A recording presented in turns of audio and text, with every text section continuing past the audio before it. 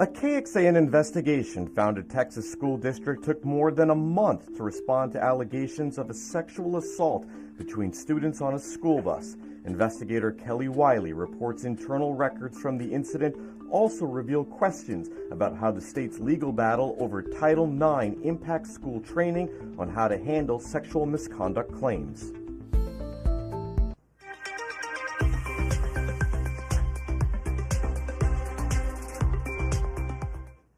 Hello everyone, thanks for joining us here on KXAN Live. I'm your anchor Esmeralda Zamora, and today we have our Inside the Investigation segment with investigative reporter Kelly Wiley. But this week is a little different. We have our investigative reporter Matt Gratt stepping in for Kelly because she's going to explain to us a little bit about her story.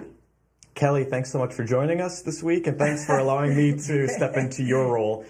We really appreciate it. I'm excited to be asked the questions today. I'm into it. A little bit of a role reversal here. So we know that you've been looking into Title IX and specifically the obligation of these K-12 schools when it comes to investigating sexual misconduct allegations. What pushed you to look into this further? Well, you know, Matt, like many things with our office, they start with a tip. And a tip that we received from a mother, a Hutto ISD mother, she was frustrated about how the school district handled a case with her son. So that's what made me start looking into this originally.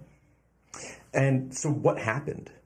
Well, in this case, Brianna O'Neill, she's the mother that wrote in a tip to us. She explains that her 8-year-old son got off the bus, came home, and told her another student touched him inappropriately. She explains that after comforting her son, she quickly called the school district, specifically the transportation department.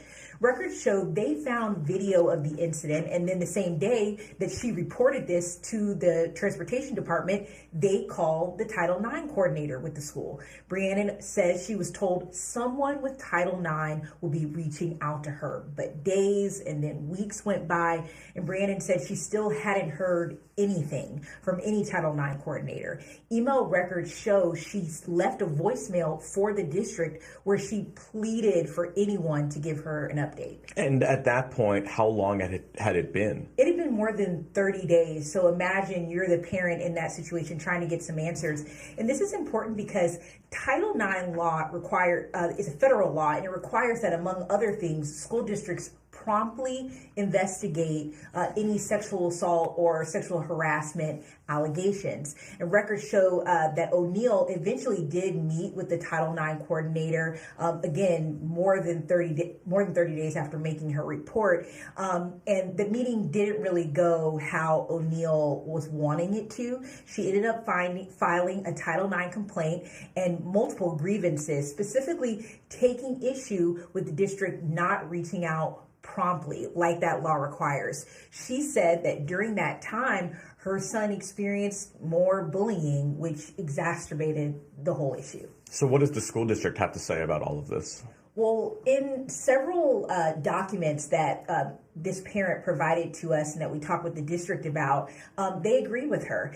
In a letter from the district's then interim superintendent, Dr. Carl Malone, they said the district determined that the Title IX coordinator did not act promptly to contact her with supportive measures. And they also say they found that they didn't explain the process for filing a formal complaint like they should have.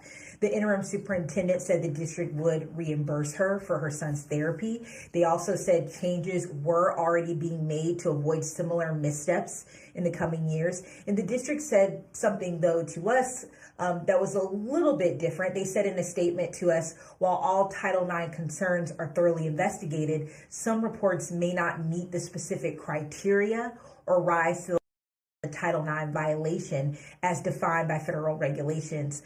They said, nevertheless, though, they address each report with the utmost seriousness. And we had a lot of questions for the district, but for this report, they declined to sit down and talk with us further about it. Wow. Going back to this letter, does it say anything more about additional training for Title IX staff? It does. The then interim superintendent promised, in addition to all those other things, that staff members would receive additional Title IX training before October of that next school year. But she also said in the letter, she mentioned something that would have implications throughout the state that caught our eye. She mentioned that they would have to do this training through a private vendor. And I want to make sure I don't get this wrong, so I'll read it off my paper here.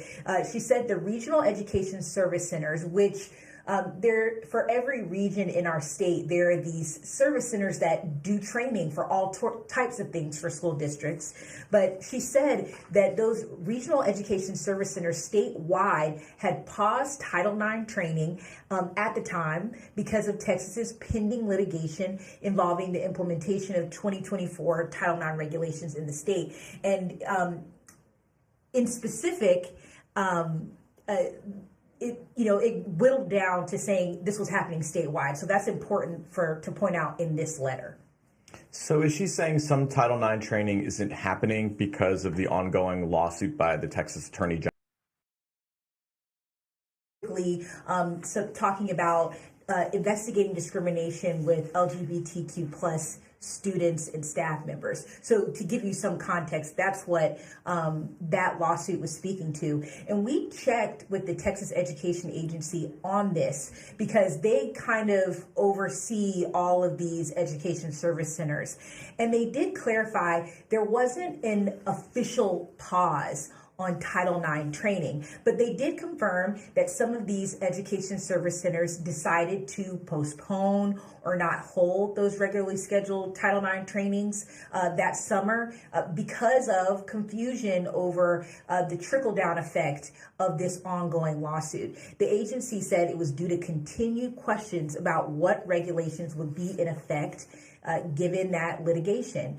We reached out to all of the education service centers because TEA made it sound like all of the education service centers weren't necessarily pausing this training. Region 13, though, responded to our questions. Region 13 is the service center that would be helping Hutto ISD and other Central Texas school districts. They told KXAN they did postpone their Title IX training for districts. They said it would have covered the new 2024 regulations, but the region's leadership said it did notify districts and give them the contact information for Title IX trainers. But they also said that they've not done any more Title IX training since making that decision to postpone it. And Kelly, did that impact Hutto ISD at all? It's unclear in what ways it impacted Hutto ISD. And I say that because we requested records, a log specifically, of all the Title IX training that occurred at Hutto ISD following this matter, where they promised O'Neill, we're going to do more training. And we did find here if it in fact impacted this district in specific, but there was definitely confusion generally over how all of this would work given the lawsuit.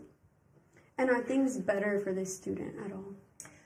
Well, I think it's a hard time right now for their family. I've been checking in with his parents, and at this point, they've pulled him out of Hutto ISD.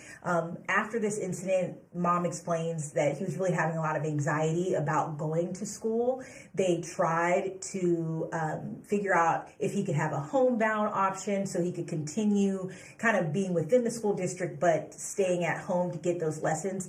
But unfortunately, there's kind of a narrow definition for what qualifies under a homebound. So he did not qualify to use that program. His mom is now taking him out of Hutto ISD, and they've enrolled him in some online learning. I know that they would like to figure out something else, but this had an effect on him and his family for sure. Thank you, Kelly. And for anyone who wants to find more information on Kelly's story, the article is titled Schools Handling of Bullying Case Highlights Title IX Challenges. So be sure to go on our website, kxan.com, under the Investigates tab, and you can find the article that Kelly wrote up right there on the website if you need more details on this story. Thank you guys so much for joining us here on KXAN Live. We hope to see you again on next Friday. I'm Esmeralda Zamora. Thank you.